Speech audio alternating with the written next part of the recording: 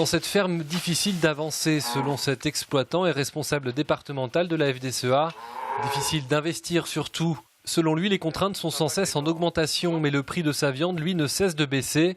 Résultat, le moindre investissement, comme cette dalle de béton à 1 200 €, devient compliqué à réaliser. C'est un exemple parmi tant d'autres et aujourd'hui, ça rend difficile parce que l'investissement est nécessaire. Donc derrière, quand vous ne gagnez pas d'argent sur votre produit, vous ne pouvez pas investir.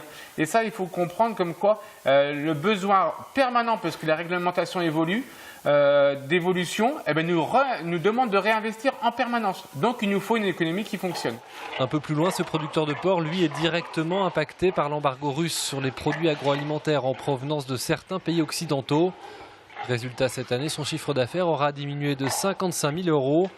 Pour lui, cette situation est injuste et doit être prise en compte par les pouvoirs publics. La situation qu'on vit actuellement ne dépend pas de nous, ne dépend pas des agriculteurs français et on trouve ça injuste de pâtir d'une situation politique. Bref, des prix qui baissent, des contraintes qui augmentent et ce dans un contexte international difficile.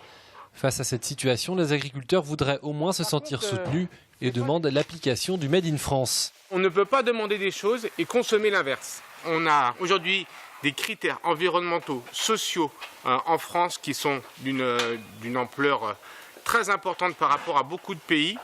Et aujourd'hui, on ne consomme pas ces produits en France.